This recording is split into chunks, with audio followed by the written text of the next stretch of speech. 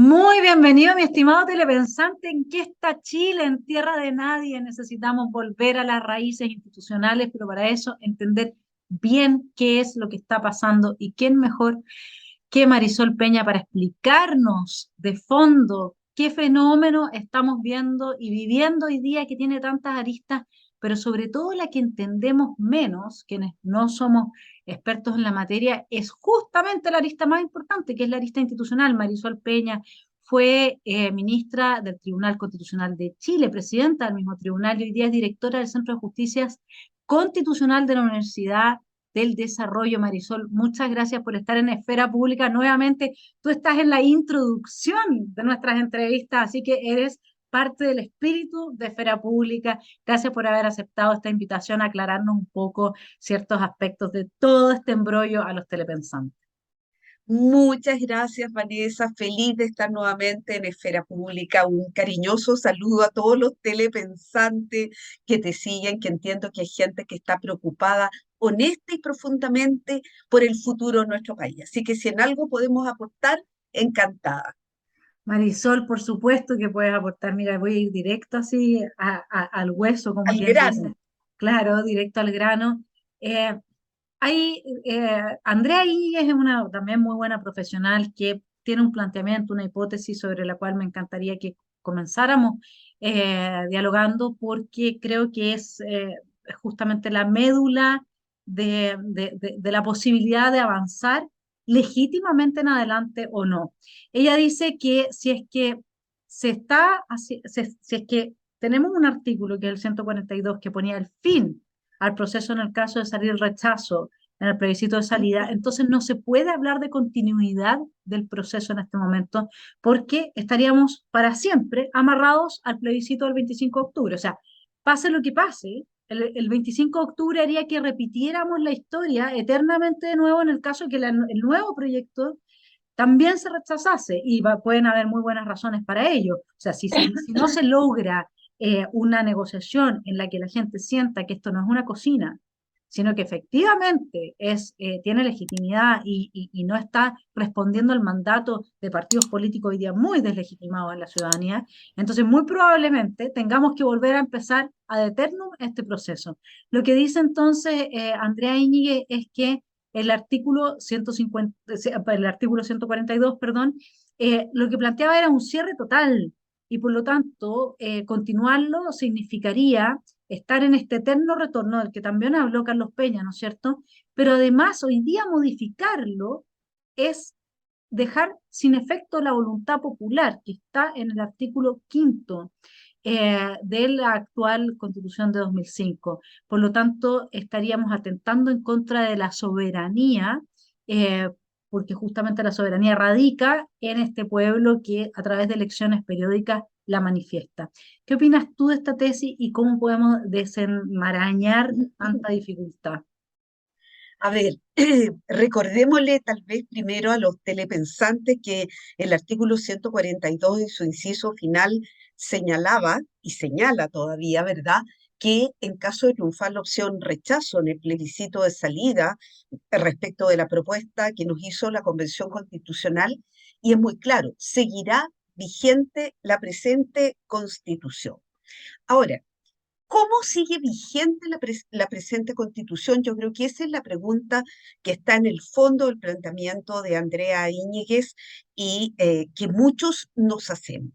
Personalmente tengo la impresión de que efectivamente la gente quiere cambios constitucionales. Independientemente del plebiscito el 25 de octubre del año 2020, hay, hay una percepción ciudadana que uno la nota en todas partes. A mí me tocó incluso viajar a regiones, particularmente al sur del país, a la tierra de tus antepasados. Tuve en Concepción, tuve en Osorno, tuve con gente de Puerto Montt.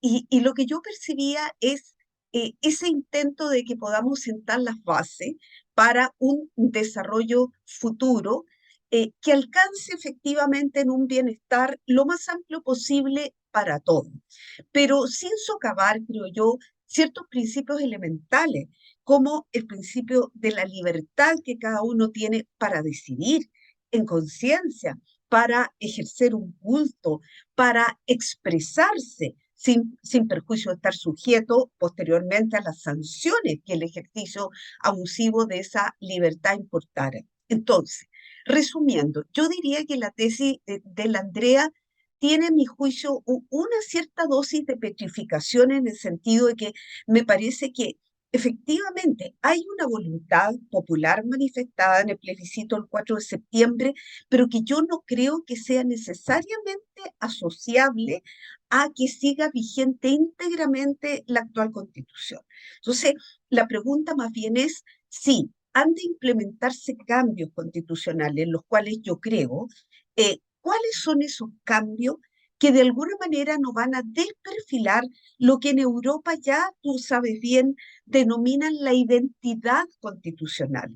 Es decir, ese ser, esa naturaleza que hemos ido adquiriendo como naciones independientes a lo largo de toda nuestra historia republicana, a lo largo de una historia de aciertos y de fracasos, y que ha significado que seamos reconocidas con una identidad, pero una identidad que no parte desde el momento en que asume el gobierno del presidente Boric en adelante. Es una identidad que se construyó sobre la base de toda nuestra historia producida hacia atrás. Eso te diría en síntesis es la forma como yo aplicaría o entendería la tesis de la Andrea. Perfecto. Yo creo que aquí el tema es que el artículo 142 de aplicarse por la manera en que está explicitado, efectivamente exigiría, o sea, si queremos ser leales a la institucionalidad que nosotros mismos nos dimos para el desarrollo de este proceso, entonces de aplicarse el artículo 142, eso significaría tener que empezar con un plebiscito de entrada al menos. O sea, no puede, o sea, el punto es que la modificación del 142 evidentemente que va en contra de la manifestación, al menos a través del voto, de esa soberanía, y que las modificaciones y cambios se pueden hacer de diversas maneras. Se pueden hacer también dentro del Congreso. Sergio Muñoz lo plantea así, ¿no es cierto? Paremos el tongo, Y yo estoy muy de acuerdo con esa tesis. Creo que debe ser el Congreso.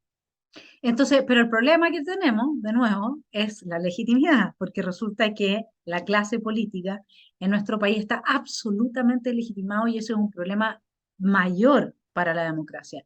De ahí es que haya de parte de sectores, como por ejemplo, en este caso la voz representada en Andrea Iñiguez, la exigencia, que puede parecer pétrea, ¿no es cierto?, de cumplir con este artículo 142 y, por lo tanto, apegarse nuevamente a esta legalidad de la que la clase política se desapegó, sobre todo con los retiros de los fondos de pensiones, el Por acuerdo del 15 supuesto. de noviembre, etcétera. La clase política se desapegó absolutamente de la legalidad y la clase política misma fue la que deslegitimó la Constitución de 2005. Ahora, como este artículo dejaría vigente esa Constitución, entonces el planteamiento sería que para no atentar en contra de la Constitución vigente y seguir en esta historia ya de descalabro institucional, porque una cosa es que la clase política esté efectivamente deslegitimada, pero otra cosa es que no cumplamos ni siquiera con las leyes que nosotros mismos hemos acordado darnos, porque entonces tenemos el caos total. Ahí porque tú me dices, sí, yo creo que debiera devolver la potestad al Congreso y el Congreso debiese entonces hacer los cambios. Pero en este momento nadie está planteando esa opción. Entonces, ¿cómo ves tú las distintas opciones que han emergido en el escenario y también cuáles son los roles que tienen los dos extremos? Porque digamos que un extremo es la izquierda que hoy día nos gobierna, que no quiere aceptar el resultado, porque en la práctica no lo está aceptando. Y el otro Así es. extremo es una derecha que dice de sí misma ser centro derecha, pero que no está representando lo más mínimo a nadie de de ese 62%, en la medida en que en lugar de darse un tiempo de reflexión y ver cómo se hacen las cosas, al menos corre inmediatamente a ser actor del nuevo escenario, protagonista. ¿Cómo ves tú todos estos enredos que se han producido estos días? A ver, lo primero que quisiera partir por el aspecto institucional. Quisiera justificar por qué creo que el trabajo constituyente que corresponde realizar de aquí para adelante debe ser responsabilidad del Congreso. Y en eso debo decir que he estado conversando muy, muy frecuentemente con Sergio Muñoz Rivero y nos hemos estado compartiendo las columnas porque somos como dos voces aisladas que estamos diciendo esto, o sea, no nos desapiguemos de la institucionalidad que tenemos. ¿Cuáles son mis razones? En primer lugar, partamos por una razón política, después voy a ver las razones jurídicas. Este Congreso no es el mismo Congreso legitimado que teníamos para octubre del 2019, cuando se produjo el estallido social, y que fue a través de sus representantes el que produjo este famoso acuerdo por la paz social y la nueva constitución del 15 de noviembre de 2019. El Congreso que tenemos hoy es un Congreso que tiene una fisonomía totalmente distinta y que tiene una legitimidad distinta. Desde luego, es un Congreso que ha sido recientemente elegido, por lo menos en su gran mayoría. Se renovó la totalidad de los 155 miembros de la Cámara de Diputados y la mitad de los senadores, incluso con enroques muy particulares, porque también es bueno decirlo aquí, el señor Bianchi y su hijo se enrocan en los cargos de senador y diputado. El señor Bianchi, papá, pasa a ser diputado para darle la posibilidad a su hijo, señor Bianchi también, de que sea senador. Entonces, es un Congreso distinto, pero mal que mal, legitimado por la forma más tradicional, tú lo sabes bien, como politóloga que eres también, por el mecanismo más auténtico que existe en la democracia, que es la elección popular.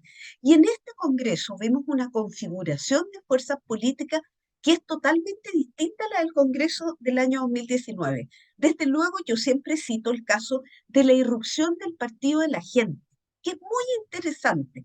Y no porque yo pertenezca al Partido de la Gente, ni mucho menos, sino que lo veo como un fenómeno político muy interesante porque me parece que el lema con el cual ellos llegaron a la elección de noviembre de 2021, representar al chileno medio, a ese que hasta ahora no ha tenido voz, es muy importante. Y tienen una representación interesante en la Cámara de Diputados y no menor también en el Senado. Entonces, primera razón para descansar respecto de lo que viene en la responsabilidad que le cabería al Congreso, que este no es el mismo Congreso deslegitimado del año 2019. En segundo lugar, también una razón política.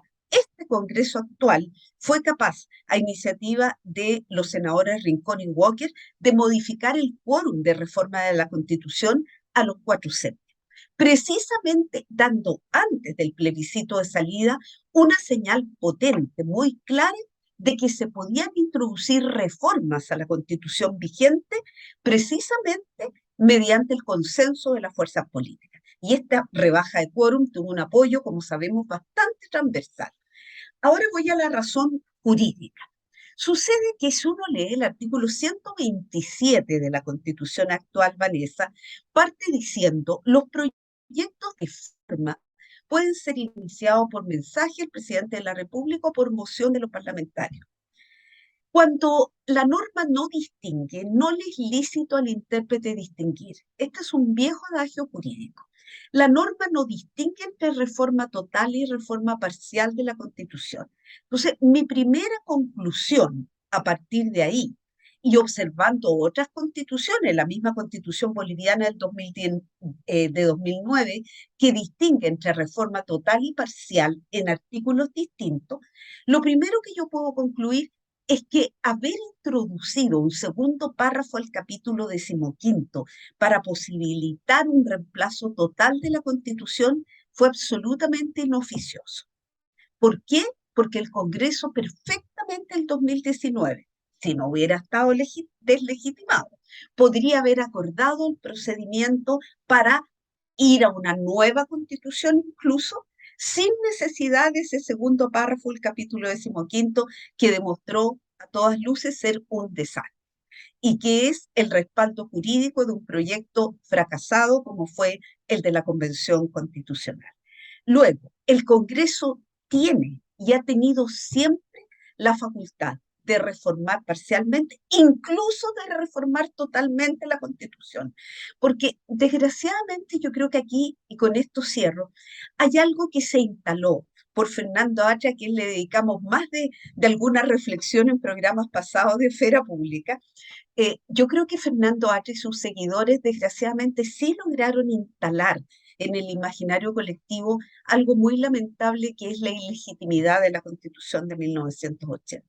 Yo creo que a esta altura el proceso de transformación cultural de la sociedad chilena ya se produjo y la gente se autoconvenció de que esta constitución que hoy día nos rige, que el pueblo chileno ratificó el 4 de septiembre pasado, en el sentido que seguía vigente, es ilegítima en su origen. Entonces hay que hacer algo para de alguna manera acallar esas voces de una vez por todas, una especie de reforma del 2005 de Lagos, pero hecha por el Congreso en forma democrática.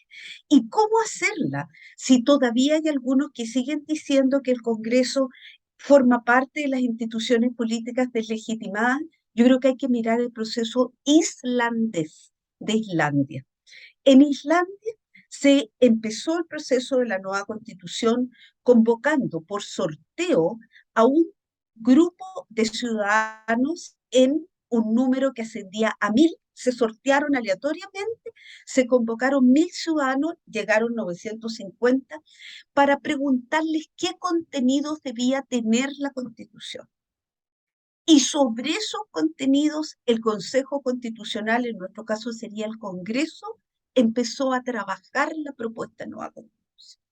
A mí me parece que si no hubiera un nuevo plebiscito de entrada, como tú has sugerido, la forma de darle legitimidad a el camino a seguir sería siguiendo este modelo. Pero ya está bueno de que los partidos políticos interpreten a su antojo la voluntad ciudadana dependiendo de los intereses coyunturales. Preguntémosle a los ciudadanos, que somos los que realmente dimos la pelea con nuestro voto el día 4 de septiembre pasado. Somos nosotros los que no hemos ganado el derecho, los que no pertenecemos a los partidos políticos en Chile, de decir, mire, queremos, por ejemplo, que en una nueva constitución aparezcan los derechos digitales, porque vivimos en un mundo globalizado.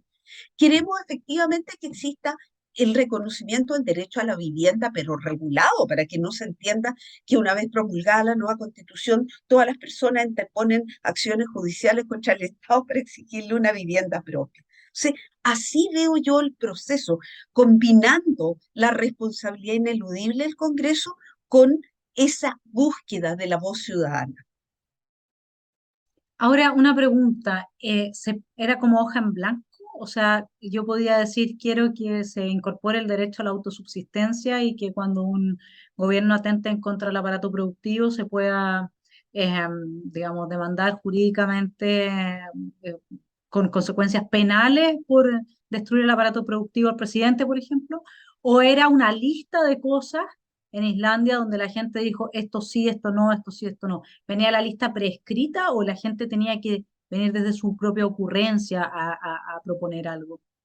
No, en Islandia no había una lista escrita, sino que la gente propuso, quiero que se fortalezca, por ejemplo, el Poder Ejecutivo, quiero acceso a nuevos derechos sociales que no están, como el derecho al agua, el derecho a la vivienda, pero ahí veremos cómo se regulan. Son derechos indispensables, pero otra cosa es cómo se regulan. No podemos garantizar el derecho indiscriminado al agua de partida. Lo que se garantiza es el derecho de acceso al agua, pero de ahí a eh, romper con un principio básico del derecho, que es el respeto a los derechos adquiridos, como los que tienen las personas que hoy día tienen derechos reales de aprovechamiento de aguas y que realmente la están usando para el desarrollo de sus cultivos, para la industria agropecuaria. Entonces, una cosa es proponer un listado de temas, pero quienes saben que son los representantes políticos en el Congreso, que ojalá sean asesorados por gente que entienda de derecho constitucional, porque escribir una constitución no es lo mismo que escribir un reglamento o un decreto. Eso hay que tenerlo claro. Ahí se traduce. Ahora, pero sobre el punto de la hoja en blanco, lo que yo pienso es lo siguiente.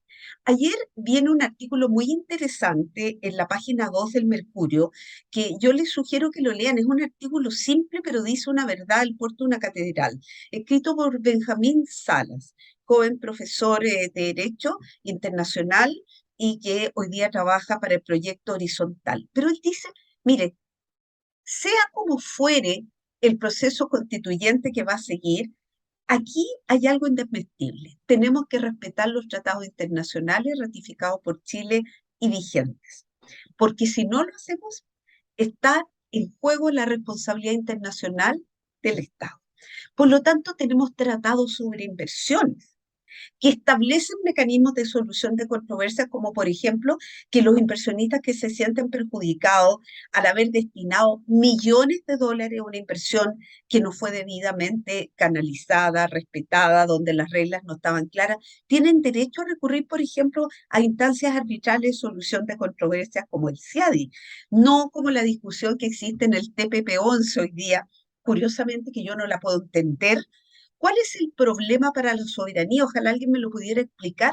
En suscribir el TPP-11 que consolida los fuertes lazos económicos y comerciales que hemos ido abriendo con la zona de Asia-Pacífico.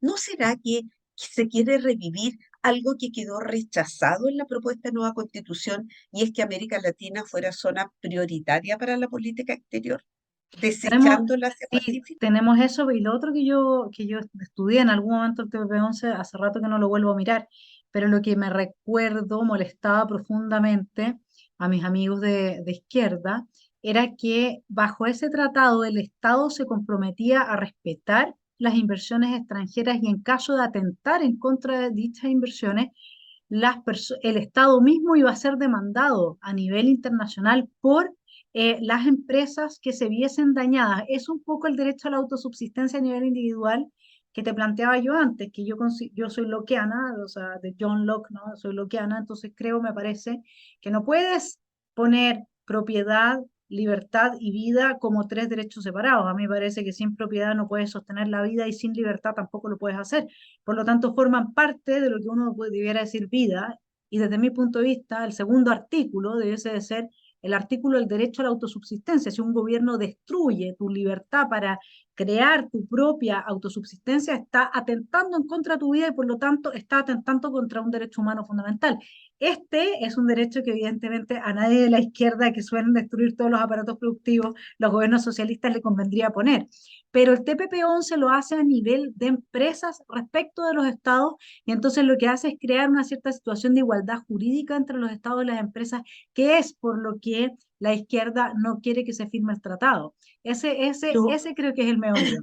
Pero aclaremos este punto, yo creo que es importante para los telepensantes, porque este es un punto que está muy en discusión en el Chile de hoy. Y la canciller Urrejola ha dicho, queremos avanzar, después de que habían dicho rotundamente que no, ahora dice, queremos avanzar en la aprobación del TPP-11, pero estamos mandando unas slide letters, unas cartas por el lado, a cada uno de los países bilaterales. A ver, yo, desde el punto de vista del derecho internacional, ¿qué es esto de la slide letter? Lo que hace un Estado cuando no está de acuerdo con una cláusula, ratifica el tratado y formula una reserva. Esto es un conocimiento mínimo de derecho internacional. No entiendo qué pretenden, si es que se revise de nuevo el TPP-11 por todo el mecanismo de los estados que lo ratificó, lo cual me parecería que es de una prepotencia que no tiene límite en materia internacional. Y segundo, lo que yo diría es que no tapemos con una mano al sol. El sol, esto ha ocurrido siempre. Miren, hace años el CIADI, el Centro Internacional de Arreglo para Diferencias sobre Inversiones, que tiene su sede en Washington, condenó a Chile en el caso de la inversión de unos malayos. Malasia, un grupo importante económico de Malasia, había invertido en Chile para desarrollar un proyecto de un condominio habitacional en Pirque. Resulta que tenían muy avanzado el proyecto urbanístico cuando ya materialmente iban a empezar a lotear el terreno, les dicen, miren, según la Dirección de Obras Municipales de Pirque, resulta que este terreno no es apto para la vivienda, sino que es un terreno solamente agrícola. Con razón los malayos fueron al CIADI y nos demandaron, porque ellos habían remesado una cantidad impresionante de dólares, habían hecho todo un despliegue y nunca se les explicó desde el principio, con reglas claras, que ahí no se podía desarrollar un proyecto inmobiliario. Entonces, esto es de justicia y ha ocurrido siempre. Pero decir como dice el señor Rodrigo Ahumada, ¿verdad? El famoso subsecretario que está en contra de todos los tratados de libre comercio. Decir que esto afecta la soberanía y nos deja en manos de las multinacionales es cerrar la compuerta a la justicia internacional. Sí, es un principio de justicia que cuando alguien sufre un daño y sufre un daño de parte del Estado, tenga una instancia imparcial a la cual recurrir para que diga quién está en la verdad. Y ahí nos defenderemos, pues, pero no Claro. podemos cerrar de antemano la posibilidad. Lo que pasa, Marisol, es que aquí hay una intuición que me gustaría que abriéramos a partir de lo que tú estás planteando. Cuando, me imagino que leíste la columna de Carlos Peña el domingo, donde habla de una frase del presidente, ¿no? De que él no es que esté equivocado, lo que pasa es que los adelantados de su época les dicen elegantemente que están equivocados. Él es un adelantado, te lo pongo así todo muy como con papas en la boca, porque corresponde decirlo así, ¿no? Él es un Y creo que adelantado. así lo releva Carlos Peña en la columna, Claro, además. exactamente, él es un adelantado a su época. Perdona, perdona. Incluso salía también en un comentario París, el ex candidato a la presidencia digital de Chile, salía, salía tomándole el pelo a Boric porque Boric en una de sus declaraciones dijo que él iba a revisar para que se cumplieran las metas ecológicas de Chile y sustentabilidad, todos los tratados internacionales de comercio internacional para exigirle, Chile exigirle a aquellos países a los que exporta e importa, es decir, a China, por ejemplo, algo menor, exigirle que cumplan con la sustentabilidad, etcétera. Entonces, Parisi, por supuesto, que le salían como los monos animados japoneses las lágrimas, imaginándose a Chile exigiéndole a China, te das cuenta, que cumpla con la normativa internacional. No, sí, notable, notable. Entonces, lo que tú estás viendo, además de este señor que estás citando, es que ellos están, a ver, me parece que nosotros tenemos un problema de de comunicación respecto de que estamos hablando en esferas distintas. O sea, la gente como nosotros está pensando, cuando le dicen tratado de libre comercio, en el bien del país, en el cumplimiento de criterios de justicia que son internacionalmente reconocidos, en lo que conviene al país, en, bueno, pueden haber como dices tú, pueden haber cláusulas de objeción, qué sé yo, bueno, perfecto, pero nosotros estamos pensando en eso, en eso. Y lo que ellos están pensando es algo muy distinto. Ellos están pensando en un proyecto político que fracasó porque estaba contenido en este proyecto de nueva constitución y que fracasó electoralmente y quieren naturalmente que reimpulsarlo porque ya hay varias experiencias internacionales en que los plebiscitos al repetirse terminan dándole la razón al que tanto insiste porque tanto al cántaro al agua que al final se rompe. Y en ese sentido, cuando uno observa la discusión constitucional, también tienes dos planos muy distintos. Uno en el plano de quienes queremos construir una casa común para todos, o quienes ya creen que la hay y que se le pueden hacer reformas legítimamente y está, y yo también soy parte de esas personas, digamos, no creo que sea necesario todo un proceso de nuevo, etcétera. Y quienes quieren desmantelar absolutamente todo, quienes quieren implementar su proyecto revolucionario institucionalizado a través de una nueva Carta Magna. Entonces, a lo que voy es que la discusión no comparte los mismos significados, objetivos, y por lo tanto es muy difícil que podamos siquiera dialogar, donde para un sector la constitución es una herramienta revolucionaria para hacer modificaciones en contra de las mayorías democráticas, que por lo demás no entendieron nada, les mintieron, o sea, hasta Daniel Malamata salió, Matamala, perdón, Matamala. salió diciendo, lo que pasa es que yo digo que él siempre una mala mata en el alma, porque siempre está promoviendo resentimiento, pero hasta él salió diciendo que esto ya se había pasado absolutamente de madre. Entonces, uno tiene un grupo que entiende la Constitución como una herramienta de la revolución y tiene una mayoría que entiende la Constitución como la posibilidad de reconstruir una casa en la que todos se sientan cómodos, al menos desde la simbología compartida, aunque no tenga efectos prácticos inmediatos, etcétera. Como dices tú, después la regulación, hay que ir caso a caso. ¿Qué hacemos ahí? Porque el tema de los tratados de libre comercio es exactamente lo mismo. Una es la mirada ideológica, que tiene por objeto, por supuesto, que darle preponderancia a Latinoamérica, porque ahí está el proyecto de la nación indigenista. Eh, con todas las narcodictaduras y el nuevo régimen que tienen pensado para toda Latinoamérica. Y el otro es el proyecto de hacer que Chile se integre al mundo y, y la gente tenga mayor acceso a mejores estándares de vida, de modo que pueda asumir los desafíos del siglo XXI, que no son menores con la automatización y etcétera. Entonces, ¿qué hacemos ahí? ¿Cómo dialogamos ahí?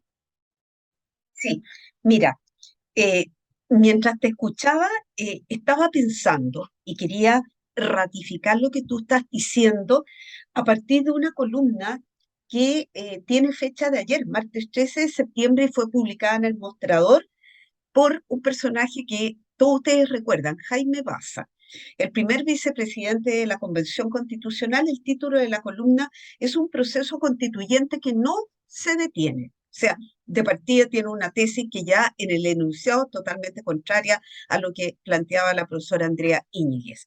Pero fíjense lo que dice al final, me voy a permitir leer porque para no desvirtuar en absoluto su pensamiento y lo que él quiere o dice representar. Dice, las derrotas nunca son definitivas y creo que tenemos la responsabilidad de defender con fuerza y convicción las ideas que fueron plasmadas en la propuesta de nueva constitución. Es decir, él llama y todavía lo hace invocando su título de que él fue el primer vicepresidente de la Convención Constitucional. Es como que si yo, por haber sido presidente del Tribunal Constitucional, llegara a la moneda y diga, póngame una silla especial en el protocolo porque yo fui presidente del Tribunal. Uno ya fue, uno es ex, está en retiro, hay que ubicarse en el nuevo rol. Pero él invoca su carácter de primer vicepresidente de la Convención Constitucional para decir en el fondo aquí no hay derrota, porque dice las razones del rechazo son tan distintas que en realidad no significa, no hay que leer necesariamente como que ha habido un rechazo absoluto a la propuesta de la nueva constitución que hay que rescatar. Entonces, yo encuentro que esto es de loco. Francamente confirma lo que dice el divorcio que hay entre dos mundos, que es un mundo que no es capaz de asumir la derrota. Y no es porque aquí simplemente uno quiera hacer eh, pebre, como decimos en buen chileno, por el hecho de haber estado del lado de los vencedores, que era hacer pebre a los que fueron vencidos. No es la lógica. La lógica es la que tú señalas. Si queremos construir un Chile que sea la casa de todos y de todas a partir de la Constitución, no podemos seguir insistiendo en algo, en una propuesta a la cual la ciudadanía chilena, por un 60, casi un 63% le dio un rotundo no. O sea, por eso digo, esto es no entender nada. Por lo tanto, ¿cómo seguimos? Y volvemos al tema de los límites, porque yo me había alcanzado a referir simplemente al límite objetivo que son los tratados internacionales ratificados por Chile y vigentes, como dice Benjamín Sala, porque si no caemos en responsabilidad internacional. O sea, si ya tenemos problemas internos, no nos granjemos gratuitamente ahora problemas externos. Me parece que un segundo límite es lo que podríamos llamar los principios de la identidad constitucional chilena. Esto no es una invención mía. El concepto de la identidad constitucional lo han desarrollado los tribunales constitucionales europeos, incluso en países cuyas democracias están tan cuestionadas en Europa como es el caso de Hungría y de Polonia, ¿verdad? En el sentido de que hay ciertos principios que han ido forjándose como quien marca, digamos, o pone su marca en forma indeleble, ¿verdad? Y que no se sale nunca más, porque son los principios que se han ido desarrollando a partir de una historia, como dije al comienzo, de aciertos y fracasos. Entre esos principios está, sin duda, la democracia representativa, como lo dice por lo demás la Carta Democrática Interamericana de la OEA del año 2001. La pregunta es si a ese principio que indudablemente debe estar en una hoja que no puede ser en blanco, vamos a agregar un componente más fuerte de democracia participativa que el que existe hoy para que exista un mejor equilibrio entre democracia representativa y participativa, que es una tendencia por la cual transita el constitucionalismo contemporáneo. Un segundo principio básico de la tradición chilena que estaba en el artículo 135 de la Constitución en relación con este proceso constituyente que ya fracasó era el carácter republicano del Estado de Chile, lo cual significa que tenemos un jefe de Estado temporal, un jefe de Estado que es elegido popularmente y que es responsable políticamente, lo cual a mi juicio pone desde ya un cerrojo a la posibilidad de reelegir al presidente de la República. Tenemos que proveer mecanismos que aseguren la alternancia adecuada en el poder y no solo respecto al presidente, sino que también respecto de los parlamentarios y de las otras autoridades que son elegidas democráticamente. Porque lo contrario es ir justamente en forma opuesta a este principio que es capital en la democracia, que es la alternancia en el poder. En tercer lugar, me parece que forma parte también de los principios de la identidad constitucional chilena el Estado unitario. A ver, nosotros tuvimos ya una experiencia de ensayo federal en el año 1826. 9 artículos de un proyecto de constitución que se alcanzaron a escribir, que llegaron solo hasta el artículo 9, no se pudo avanzar, y 4 leyes federales que no tuvieron ninguna posibilidad de ser aplicadas porque nosotros no somos federales en esencia. Por lo tanto, como la historia nos ha enseñado que somos por esencia un Estado unitario, la pregunta es cómo poder compatibilizar un desarrollo de las regiones con mecanismos participativos auténticos, pero que se haga cargo de que las regiones en Chile son muy dispares. ¿Cómo vamos a establecer gobiernos regionales autónomos parejos cuando no tiene nada que ver la región de Aysén con la quinta región de Valparaíso o con la octava región del Biobío? Por lo tanto, tiene que haber un mecanismo en virtud del cual el Estado central solidarice, subsidie, a pesar de que a algunos no les guste esta palabra, a aquellas regiones que están en una situación evidentemente menoscabada. Cuarto principio que me parece que es fundamental, el presidencialismo. Yo creo que Chile a lo largo de su historia ha abrazado definitivamente, con todos los defectos que pueda tener el régimen presidencial de gobierno, de forma tal que el presidente sea el gran conductor de la política, pero al mismo tiempo el responsable financiero. Por lo tanto, la iniciativa exclusiva del presidente de la República en materia de gasto público, que no es de la llamada Constitución del 80, sino que empezó mediante una reforma a la Carta del 25 en 1943, debe seguir radicada en el presidente, porque como dice Sergio Carrasco Delgado en su libro sobre la vida de don Jorge Alessandri Rodríguez, los presidentes de la República como Jorge Alessandri tenían el problema anteriormente de que los parlamentarios iniciaban proyectos de ley para crear empleos públicos donde pudieran colocar a todos aquellos a quienes les habían ofrecido para comprar su voto, que después iban a estar en una situación favorecida. ¿Sí? Eso no se puede volver a permitir, eso es un vicio que lo vimos durante el régimen de la Constitución del 25 que no es posible repetir en Chile. Ya he hablado de república, he hablado de democracia, he hablado de Estado unitario como parte del régimen constitucional o de la identidad constitucional chilena, y no quiero dejar de lado el hecho de que tenemos que tener una regulación constitucional cada vez más potente en favor de un poder judicial, como me escuchan, de un poder judicial y no de sistemas de justicia, de un poder judicial potente, porque como dice la Comisión de Venecia, asesora el Consejo de Europa para la construcción de la paz a través del derecho y de la democracia, la, la gran labor de los jueces en el fondo es la defensa de los derechos de las personas.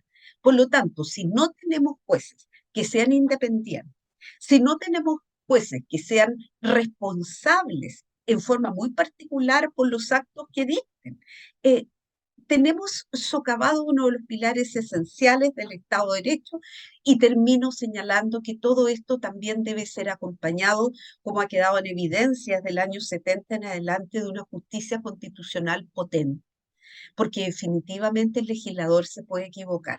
¿Cómo escuchan? Las mayorías también se pueden equivocar. En Roma, las mayorías habían decidido que a todos los niños que nacían con algún defecto físico había que tirarlos por una roca que se llamaba la roca Tarpeya, hacia abajo, que era una especie de precipicio, un acantilado. porque no servían para el desarrollo de la sociedad. Y eso estaba decidido por mayoría. ¿Significa necesariamente que eso era lo mejor para la sociedad, que nos hacía más personas, racionalmente hablando? Ni siquiera desde un punto de vista religioso, racionalmente hablando. Entonces, como las mayorías se pueden equivocar, tenemos que tener una justicia constitucional potente que sirva de freno al legislador. Para mí esos son, no sé si llamarlo los mínimos comunes, otros lo llaman los máximos comunes, pero que definitivamente significan que una constitución, cualquiera sea una reforma constitucional que se emprenda, no puede hacer caso omiso de estos principios que están en la médula de lo que podríamos llamar la identidad constitucional chilena. Sí, yo coincido plenamente contigo. Me gustaría agregar solamente a lo de los niños romanos, que hoy en día se aborta. En los países donde está permitido el aborto a todo evento, se aborta a los niños cuando se ve que vienen con algún tipo de malformación o que tienen algún tipo de diferencia sustancial con lo que se esperaba, digamos, ¿no? Así es que nuestra sociedad no es que esté mucho mejor de lo de antes, lo que pasa es que hoy día hacemos las cosas sin que se vean y las justificamos con argumentos de una racionalidad bastante dudosa, porque siempre que mis estudiantes me preguntaban, profe, ¿y usted está a favor o en contra del aborto? Yo les decía que levante la mano el que esté aquí y que haya sido abortado. Nadie, porque si tú eras un abortado no estaría acá, así que esa es mi respuesta. Es súper simple, digamos, es sentido común, ¿no? Porque ¿para qué entrar a dialogar si lo empírico te lo muestra tan claro, ¿no? Ahora, hay un par de preguntas que me gustaría hacerte que para mí están a la base de esos principios que tú mencionas y que creo que son uno de los desafíos más importantes para tener una Carta Magna que tenga operatividad institucional más allá de los deseos de la gente de turno que está encarnando en ese momento las instituciones. ¿A qué me refiero? Es como lo del check and balance, ¿no? El check and balance lo que permite es que con independencia de que de repente se te haya llenado de demonios el Estado y los aparatos, digamos, de ejercicio del poder estatal, la institucionalidad no te permite que se manifieste esa maldad, porque están los check and balance, digamos, porque como no podemos contar con que siempre van a ser ángeles, entonces en ese tema de los check and balance, hay algunas otras preguntas de fondo también que me hago, ya aquí como desde la teoría política. Por ejemplo, lo que nos mostró a nosotros la plurinacionalidad es que es perfectamente factible que una mayoría de turno decida despojarse de su poder soberano. Así de simple, porque Chile perdía su soberanía absolutamente en la práctica si es que se aprobaba eso, y no olvidemos que fueron 4.800.000 votos, y sobre todo de las nuevas generaciones, es decir, del Chile que viene, parafraseando a Axel. Entonces, hay preguntas como, ¿puede el soberano despojarse de su soberanía? ¿No debiese la institucionalidad resguardar ciertos mínimos? ¿Puede la democracia? Y esta es la típica pregunta que Alemania la resolvió institucionalmente. Aquellos partidos que no tengan a nivel nacional más de un 10% de representación no pueden tener candidatos electos en el Congreso. O sea, con independencia de lo que pase. ¿Por qué? Porque normalmente quienes atentan en contra de la democracia son los que no tienen el favor de las mayorías, porque si no, no necesitarían atentar contra las democracias, algo básico. Por lo tanto, son minorías antidemocráticas las que atentan en contra del fundamento de la democracia. De ahí se sigue que para que se sostenga el oxígeno de la democracia, nosotros debiésemos de tener reglas que impidiesen en algún momento, como está pasando ahora, eso por lo menos a mi juicio, que una minoría antidemocrática, cuando nosotros no aceptamos un veredicto del 62% de la población, que suma 200.000 votos más que todos los votantes del plebiscito de entrada, entonces claramente somos una minoría antidemocrática y eso es lo que está pasando con el gobierno de turno. Bueno, nosotros necesitamos una institucionalidad que no permita a esas minorías llegar al poder, al menos no por la vía institucional. Entonces, uno se pregunta hasta qué punto la democracia se puede diseñar en contra de que la propia democracia devenga en una tiranía, como ha pasado en diversas ocasiones, ¿no es cierto? Y para dejarlo y cerrar la pregunta, es como a nivel individual, ¿puedo yo usar mi libertad para terminar por sellar mi esclavitud? Para eso estarían las instituciones, ¿no? Sí, esa es como una frase de bronce. Una de las cosas que me gusta de conversar aquí contigo en esfera pública es que uno puede conversar en frente y con los telepensantes desde la teoría, desde la doctrina, desde lo que hemos estudiado. Y resulta que lo que tú planteas, inmediatamente lo asocié a la famosa paradoja de Karl Popper. Karl Popper es un autor que dice justamente o se pregunta cómo es posible que la democracia, siendo un régimen por esencia de la libertad, termine limitando la libertad para defenderse a sí misma. Ese es un poco el resumen de lo que se llama la paradoja planteada por Karl Popper. Efectivamente, nosotros en el original artículo octavo de la Constitución tan denostado, ¿verdad?, que fue derogado el año 89, que permitía sancionar a aquellos que mediante sus actos o conducta atentaran contra la familia, fomentaran la violencia, propugnaran la lucha de clase. En fin, se derogó el año 89 porque nunca se entendió, a diferencia de lo que había dicho el Tribunal Constitucional, que la propagación significaba una conducta y no jamás la sanción de ideas. Bueno, pero se volcó en el actual artículo 19, número 15 de la Constitución a partir del inciso sexto y siguiente, en forma muy sabia, porque comienza garantizando el pluralismo político, pero permite que el Tribunal Constitucional sancione a aquellos movimientos, actos o conductas que desplieguen, que por su movimiento, acto o conducta, desplieguen justamente condiciones contrarias a el régimen democrático y a sus principios. La verdad es que los conceptos de democracia protegida que nuestra constitución vigente adoptó, siguiendo el modelo de la constitución alemana, hay que decirlo, están muy denostados. O sea, la democracia protegida, hoy día si uno la plantea en Chile, lógico, es que era la democracia de Pinochet, tenían que protegerse de que no les arrebataran el poder que se habían tomado. La democracia protegida no es eso, simplemente es adoptar, como tú dices, ciertos resguardos para que las simples mayorías no atenten en contra de algunas cuestiones fundamentales. Y eso se puede hacer, primero, consagrando cláusulas pétreas en las constituciones, es decir, que no se puedan modificar bajo ningún concepto, con ningún tipo de quórum. Por ejemplo, en la constitución alemana del año 49, como tú sabes mejor que yo, el carácter federal de la República Alemana es una cláusula pétrea. No se puede modificar.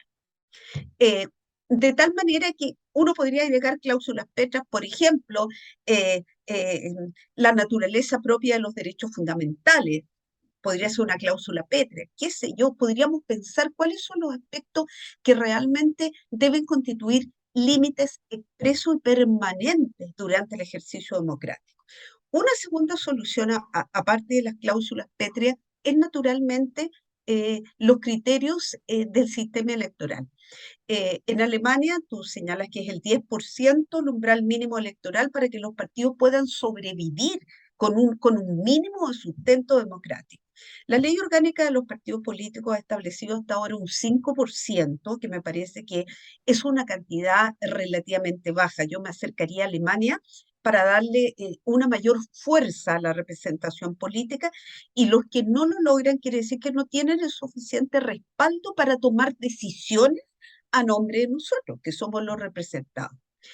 Hay una tercera cuestión que tiene que ver con el sistema electoral que a mí también me gustaría en lo personal ver reflejada después de lo que vimos en la Convención Constitucional. Y es el hecho de que si tú postulas como independiente, tú tienes que mantener ese carácter durante todo el ejercicio de la función. Porque ¿qué vimos en la Convención Constitucional? Una serie de personas que postularon como independientes y a poco andar todas aparecieron agrupadas ni siquiera en partidos políticos, sino que en colectivos, como para que nadie les dijera, no, no son partidos, pero las cosas en derecho son lo que son y no como se las denomina.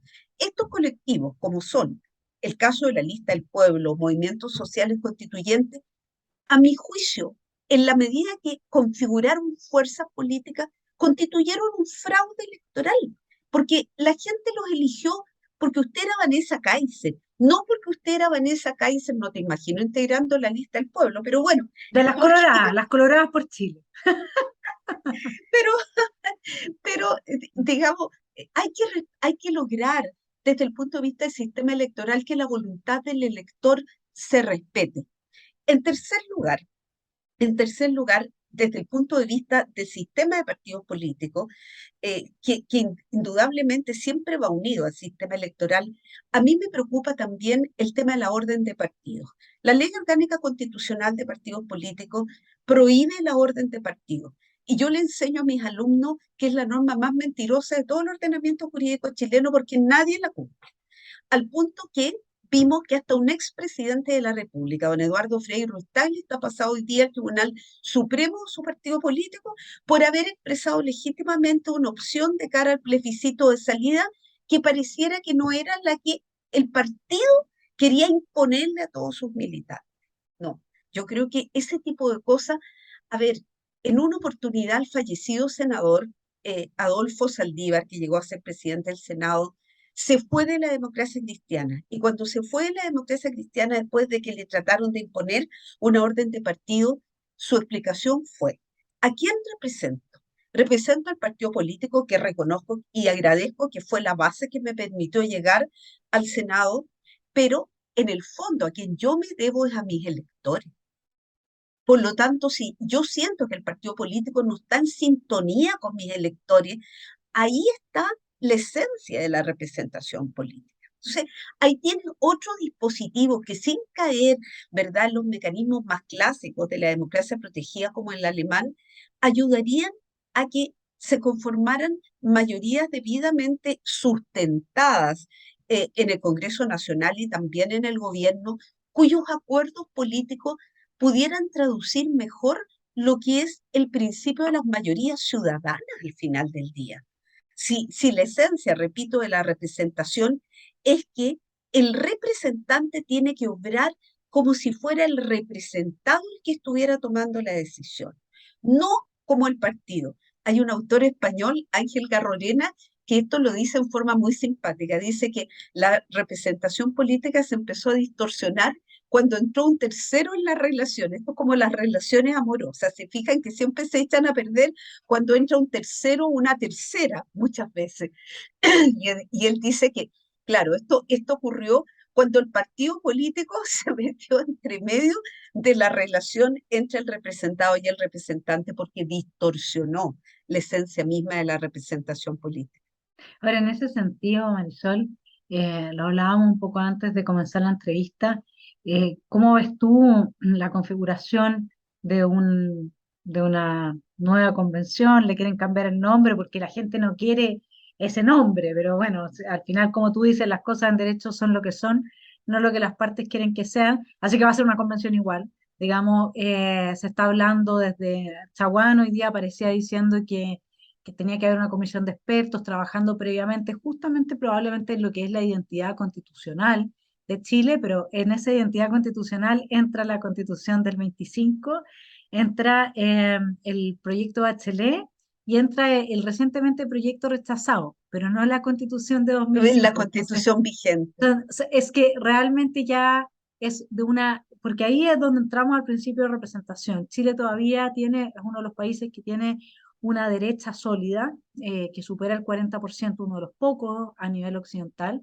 Es decir, la calidad de la educación, del adoctrinamiento, incluso el adoctrinamiento en educación funciona hasta un cierto punto, de ella no funciona, porque por Dios que tenemos capturado el sector de la educación por la extrema izquierda y por eso tenemos hoy día los problemas de desorden público pseudo revolucionario que podría en cualquier momento también estallar y ampliarse.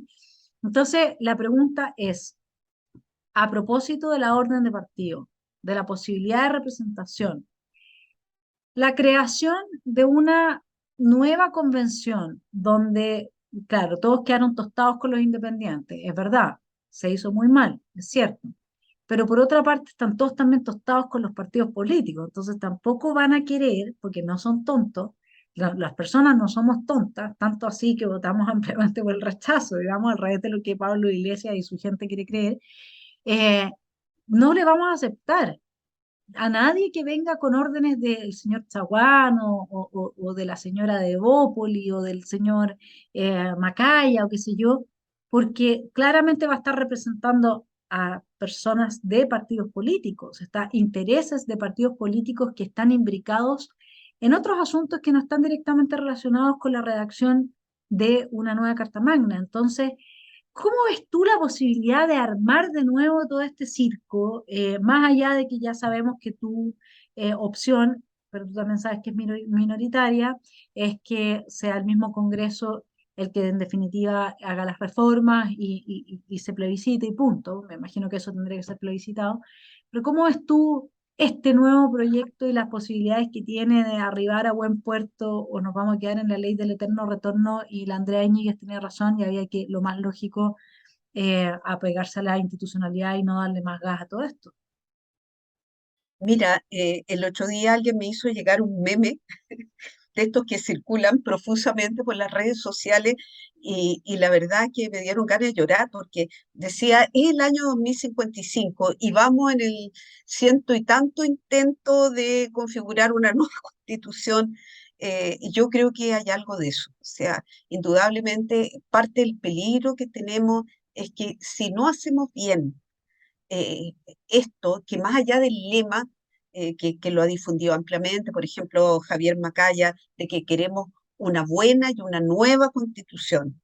Si esto no lo hacemos carne, no lo tomamos seriamente, corremos el riesgo de efectivamente estar, yo a lo mejor ni voy a estar, pero el 2055 estarán mis hijos viendo que de nuevo se está o plebiscitando o se están preguntando cómo vamos a hacer el renovado proceso constituyente.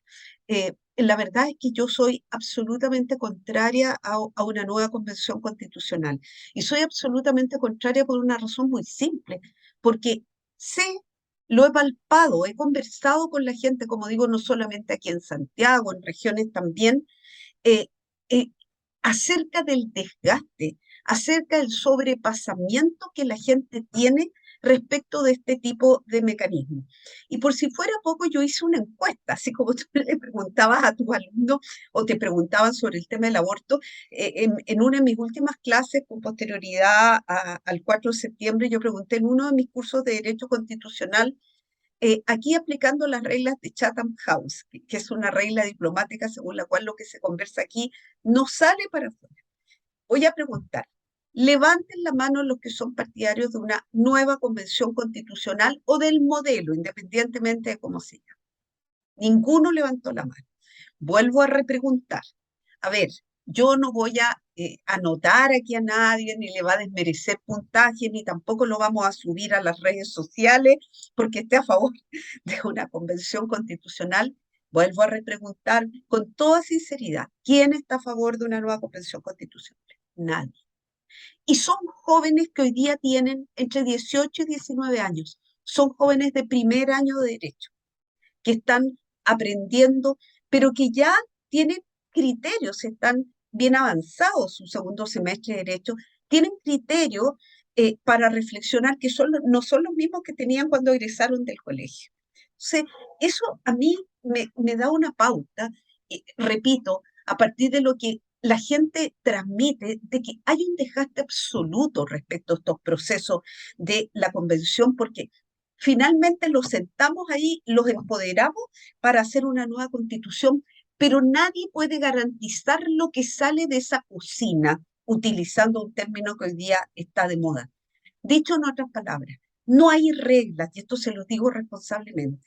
A mi juicio, no hay ningún catálogo de reglas constitucionales que sea capaz de limitar lo que va a suceder al interior de una convención constitucional. Porque si ustedes observan el mismo segundo párrafo, el capítulo 15 introducido por la reforma de diciembre del 2019, claro, exigía la regla de los 2/3, pero se encargaron los convencionales de que en el debate de las comisiones no se aplicara la regla de los 2/3, sino que solamente en el pleno.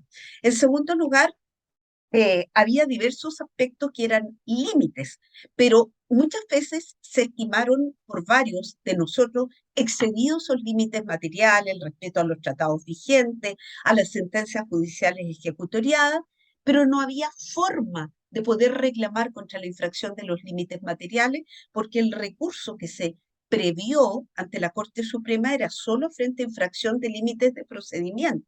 Entonces, quiero decir que no hay imaginación constitucional posible que sea capaz de establecer todos los límites que uno pudiera imaginar realmente, racionalmente, para poder encauzar la actividad de una convención constitucional. Ninguna.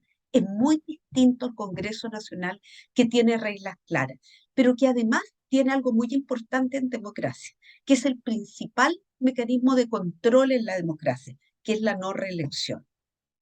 Entonces, uno le puede pasar la cuenta a nuestros diputados y senadores, no reeligiéndolos para un segundo periodo eventualmente, y estimo que solo podrían serlo por un segundo periodo, por lo mal que lo hayan hecho durante su primer periodo. En otras palabras, por lo mal que lo hayan hecho, por ejemplo, redactando un texto constitucional. ¿Cómo le pasamos la cuenta a los convencionales? El rechazo final en un plebiscito ratificatorio de la propuesta de nueva constitución creo que es un mecanismo demasiado drástico y que deja al país, digamos, en la situación de lo que los economistas denominan un juego de suma cero, porque siempre nos deja de nuevo al comienzo el camino. Entonces, volver a repetir lo mismo, yo soy profundamente contraria, pero además quiero terminar diciendo que ir a una convención constitucional, aunque yo sea la única que siga repitiendo esto, bueno, con Sergio Muñoz Rivero, que me consta que estamos en absoluta sintonía, aunque quedemos en absoluta minoría en este país, me parece que es hacerle el juego al gobierno. El gobierno quiere una convención constitucional por las mismas razones que señalaba Jaime Baza en este artículo del Mostrador, pues un proceso constituyente que no se detiene, porque ven en una convención constitucional, más que en el Congreso, la posibilidad de reeditar la plurinacionalidad. Piensa que la ministra Vallejo metió la pata, objetivamente, y habló de escaños reservados otra vez para los pueblos indígenas. O sea, no ha entendido nada de la señal que O quiso ha dar. entendido, claro, no, es que a ellos no les interesa si no son, bueno, esta es mi hipótesis. Mi hipótesis es que a la gente que no es demócrata no le interesa lo que digan las mayorías. O sea, para ellos simplemente el Mercurio no es que lo lee todo Chile, porque todo Chile compra el Mercurio, los 16, 18 millones de habitantes. Entonces, de ahí que, porque todos leen el Mercurio, se hayan persuadido de votar rechazo. Entonces, porque esas son las tesis, así creen que somos de idiotas, esta extrema izquierda, que nos vamos a tragar y que le digan a la gente que como usted lee el Mercurio, yo te puedo hacer del Mercurio, creo que no sé cuánto será, pero se estarían riendo ahora los que del Mercurio nos vean, que yo les diga que tienen toda esa cantidad de suscriptores, porque nos estarían viendo desde un yate así, ¿ah? Y ahora, el punto es que no te da un poco de vértigo también. Entiendo que el mal mayor claramente está en la convención y creo que tus argumentos son extremadamente persuasivos, así que vamos a hacer los propios. Eh, pero el vértigo que puede dar el hecho de que los tres retiros de los fondos de pensiones se hicieron con el Congreso, se hicieron por razones populistas, para ser reelectos y que en definitiva han destruido económicamente al país, parte importante de nuestra inflación y de los costos que todo esto va a tener, muy contrario a las hipótesis del señor Nicolás Grau, que creo que sacó su título de economía en la FEN, pero eran de entonces los economistas, profesores que le enseñaron a revisar, digamos, qué es lo que le están enseñando para que él haya dicho que la inflación le beneficiaba a la pyme, no sé si te acuerdas, Marisol. Pero bueno, nuestro economista Mario Marcel también ha dicho burradas. No, yo no sé si están consumiendo algo, todos, porque uno se imagina así como Asterix y Obelix, cuando todos se van a tomar la misma sopa para ir a guerrear, como que aquí hubiera un druida que les hizo algo, que los está deschavetando, porque cualquiera habla cosas más deschavetadas que el otro.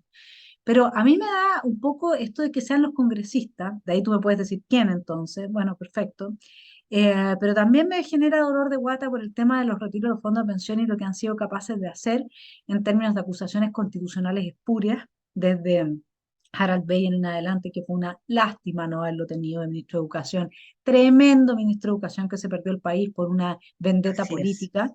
Entonces, yo también, te lo reconozco, yo soy de las personas que no tienen mucha fe en nuestra clase política, exceptuando a una pequeña bancada de gente razonable que va desde el Partido Republicano hasta los demócratas cristianos, hay unos pocos que se van sacando de cada sector, que sí, son gente súper razonable, pero en general el resto uno lo ve ahora con las mismas medidas que se quieren levantar, que ya se han levantado en todo el mundo, las medidas producto de haber tomado sopa de murciélago, no puedo decirlo de otra manera porque si no me clausuran el canal, y es absurdo como quieren mantener a la gente todavía controlada con ese nivel de control social, con medidas que ya no existen en ninguna parte del mundo. Entonces, hay una tendencia también a la teja corrida en varios de nuestros congresistas que han sido reelectos, que están ahí, que se observa en diversas áreas y el populismo de ser reelecto. Sí, yo dije que sí porque quiero ser reelecto. Yo dije que sí a los derechos sociales o a los territorios autónomos o lo que sea. Estás corriendo un peligro también, digamos. Sí, yo creo que eso se puede contrarrestar claramente con el hecho de empoderar a un comité de expertos. El expresidente Ricardo Lago ayer en el Mercurio dijo estar disponible. Personalmente, yo celebro eso. Yo celebro eso, yo creo que Ricardo Lago ha adquirido a esta altura una condición de estadista y una persona que, sin perjuicio de venir del mundo del que viene, del cual jamás por lo demás ha renegado, más bien ha sido atacado por su mismo mundo, pero tiene una experiencia acumulada, tiene un prestigio en el mundo que le haría muy bien, a lo mejor como presidiendo ese comité experto que de alguna manera pudiera ser un checks and balances interno del Congreso Nacional. Ahora, ¿cómo conformar ese comité de expertos? A mí me gustaría que ahí la ciudadanía tuviera algo que decir. O sea, porque si no, lo que va a pasar es que, de acuerdo a lo que yo he leído, es que los partidos políticos que tienen representación parlamentaria van a designar a sus propios, digamos, economistas, sus propios constitucionalistas, sus propios sociólogos, sus propios antropólogos, y va a ser un poco más de lo mismo, va a ser cantar la misma canción. Y a propósito de lo que tú decías del Congreso Nacional, quiero comentar aquí que yo no puedo menos de estar de acuerdo contigo, que efectivamente el Congreso sigue siendo preocupante, y eso me hace reafirmar la necesidad de un rol potente de un comité experto que esté de alguna manera orientando el proceso constituyente. Estuve el día lunes, antes de ayer, en la Comisión de Pesca del Senado, emitiendo una opinión sobre la anulabilidad de la ley de pesca, que es algo que jamás se ha visto, que el Congreso pueda declarar la nulidad de derecho público de una ley. Para quienes no son técnicos y no están escuchando, la declaración de nulidad es una sanción jurídica que consiste en privar de efectos a un acto, pero cuando el acto ha sido viciado. Y ese vicio, ustedes comprenderán que no lo puede comprobar el mismo órgano en el cual el vicio se produjo, sino que tiene que comprobarlo alguien independiente, un tribunal de justicia. Por lo tanto, las nulidades de derecho público, en el caso de los actos de la administración, siempre van a los tribunales de justicia. Ahora, en el caso del Congreso, como se trata de una ley, es la inconstitucionalidad, que es una especie de nulidad de derecho público analizada por el Tribunal Constitucional, la que garantiza la independencia del juzgamiento. Pero yo quedé absolutamente impresionada, como dos profesores de Derecho Constitucional, que indudablemente tienen una mirada distinta a la que yo tengo, sostenían que en Chile los órganos del Estado tienen potestades implícitas, no explícitas.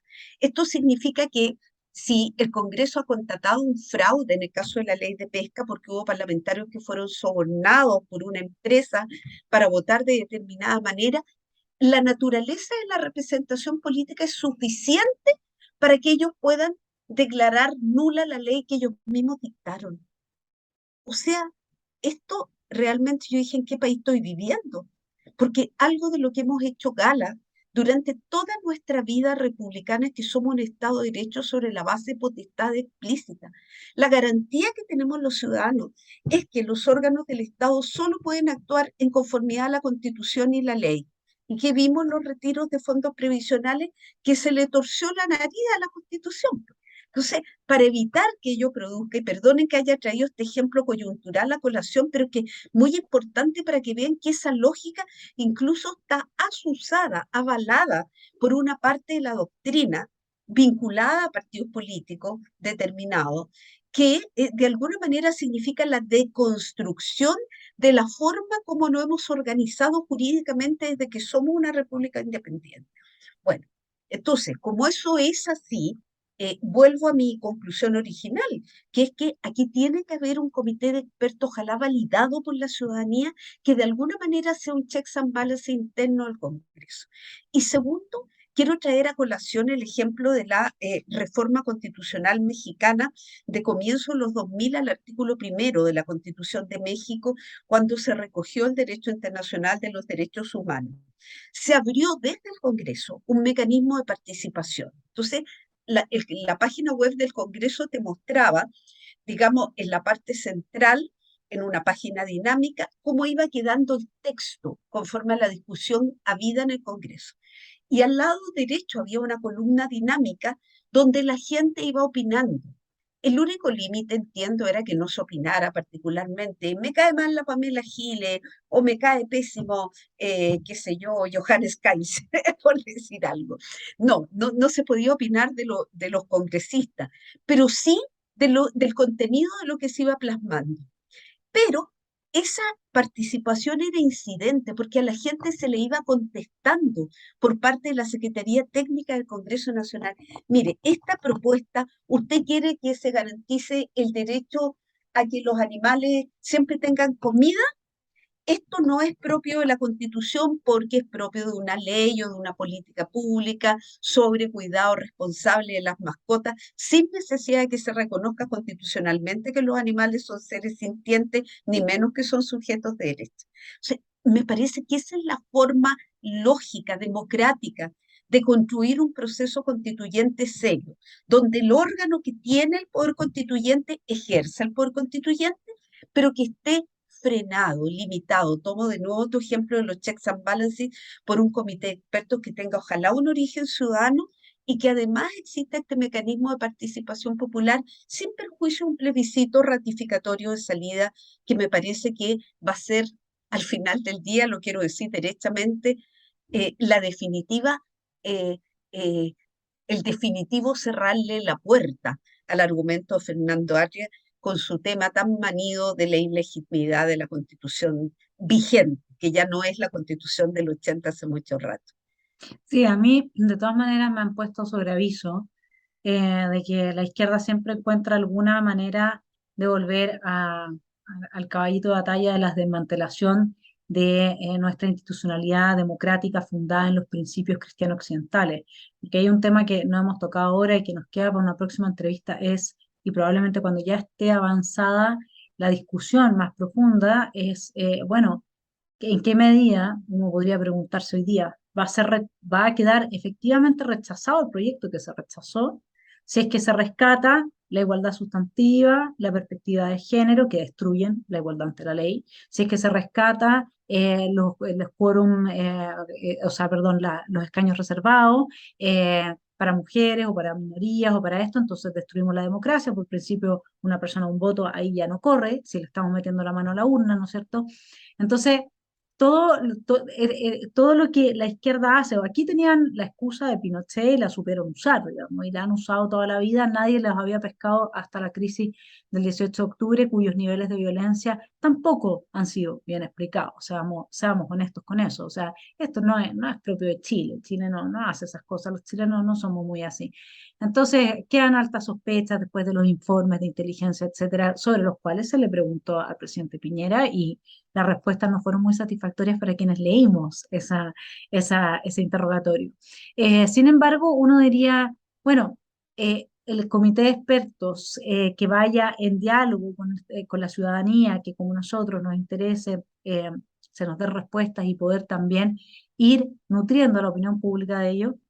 Yo creo que tendría que ser, a diferencia tuyo, yo sé que Ricardo Lagos tiene un gran currículum y es un hombre sabio en muchas cosas, pero también tengo clarísimo que tiene interés y que la gente lo va a ver, además de que es un hombre que nunca ratificó su propia firma en la Constitución de 2005. Entonces sería como un poco impresentable que él, que no fue capaz de apañar con su propia Constitución, ahora aparezca dirigiendo un comité de expertos. A mí, yo cuando pienso en comité de expertos, yo creo que la mayor parte de la gente cuando piensa en comité de expertos, piensa en personas como tú, personas que no tienen una vida política y por lo tanto no tienen intereses involucrados en lo propiamente político.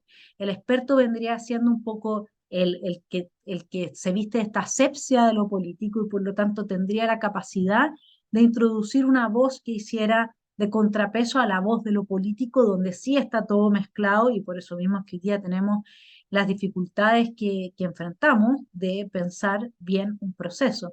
Ahora, para ir cerrando, Marisol, me gustaría que me dieras cuál es tu opinión respecto de cómo el gobierno mismo ha recibido la noticia de este 62%, que no es cualquier 62%, porque supera en 200.000 votos toda la suma de la apruebo y el rechazo en el plebiscito de entrada.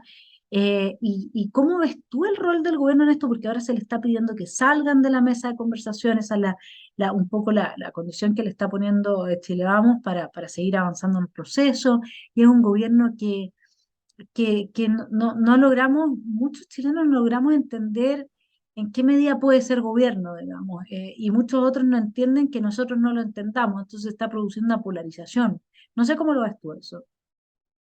Mira, tratando de ser bien objetiva, yo quedé bastante esperanzada con el discurso de Gabriel Boric, del presidente, del domingo 4 en la noche.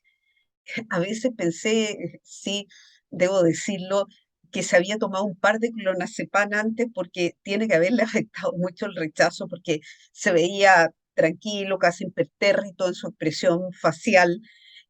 Pero me gustó especialmente aquella parte en que hacía un llamado no solo a los partidos políticos, sino que a la sociedad civil a recibir, a entregar sus aportes respecto de la construcción de este diseño constitucional definitivo de cómo debía quedar. Sin embargo, todo lo que ha ocurrido en los días siguientes me produce mucha preocupación.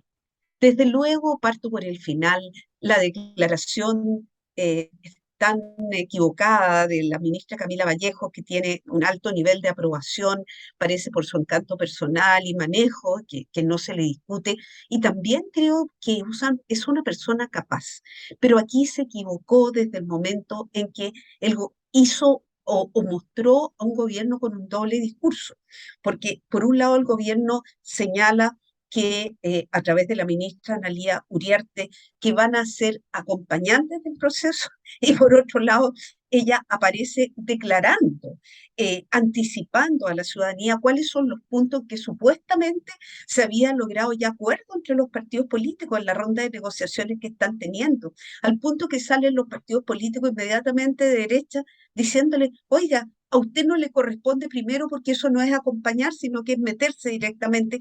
Y segundo, ¿cómo sabe usted si usted no es parte de las negociaciones? Y eso no es lo que hemos acordado. Nadie ha acordado, por ejemplo, escaños reservados de nuevo para los pueblos indígenas, por poner solo un ejemplo. Lo de la convención paritaria también es un tema que uno sabe que no ha aparecido realmente en las negociaciones. No sé si apareció en las negociaciones, pero que no es un punto que esté definitivamente consensuado. De forma tal que a mí me parece, en definitiva, que el gobierno tiene en este minuto un doble discurso frente al proceso constituyente. En segundo lugar, que su mayor complicación es que la propuesta de constitución emanada de la Convención Constitucional le venía como anillo al dedo para concretar las propuestas del programa de gobierno y ahora tiene la complicación tremenda de cómo va a concretar esas propuestas sin un marco. Y con esta constitución vigente, yo ahí tengo un punto de matiz contigo, yo creo que Lagos lo terminó ratificando finalmente, pero a propósito de este proceso constituyente. Cuando dijo, esta no es la constitución de Pinochet, es la constitución que yo firmé el 2005. Entonces, por último, no la ratificó expresamente, pero sí a propósito de este proceso constituyente.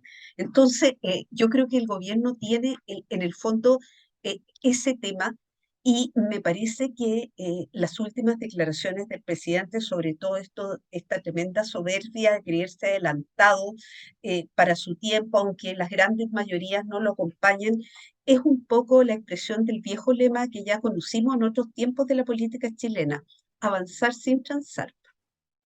Avanzar sin transar, y yo creo que frente a eso hay que estar alerta, porque ya las instituciones que Jaime Daza da al rechazo, como diciendo, hay muchos rechazos fraccionados, no podemos decir que haya un solo rechazo, pero por favor, sí hay un solo rechazo, el que le dijo que no integralmente a la propuesta de nueva constitución. ¿De dónde saca él que se le dijo no solamente a la plurinacionalidad, o que se le dijo no solamente a la desaparición del Senado y su reemplazo por una Cámara de las Regiones? Nadie puede arrogarse, creo yo, la interpretación del triunfo de la opción rechazo mediante estas especies de construcción intelectual de sesgos dentro del rechazo que me parece que no tienen asidero en la realidad. Marisol, seguiremos conversando, no cabe la menor duda porque vienen, mi estimado telepensante, infinitos capítulos hasta que no encontremos la solución a todo esto y ojalá que sea a través de la vía institucional y que no sea por finalmente una división de la sociedad que sería muy triste y muy difícil. Ya llevamos 50 años con la última vez que nos pasó algo así.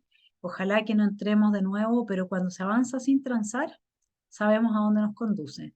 Así es que vamos a revisar también la historia y a ver si es que podemos proyectar un futuro distinto y eso depende de cada uno de nosotros porque el futuro no está dicho, por lo que nuestro actual presidente Boric puede descartar de sí mismo eso de decir que él es un avanzado para su tiempo, porque como bien dice Carlos Peña, con el que he estado en desacuerdo en otras ocasiones, en esta estoy muy de acuerdo, el futuro no tiene rostro, se lo vamos pintando todos los días. Así es que gracias, Marisol, por haber contribuido a esta pincelada que damos acá desde Esfera Pública a la reflexión. Y nos vemos entonces hacia el final de la semana con el comentario de la semana. Un abrazo grande, Marisol. Muchas gracias por haber estado en Esfera Pública. Gracias a ti por la invitación, Vanessa, y un cariñoso saludo a todos quienes nos acompañaron hoy. Chao, un abrazo. Chao.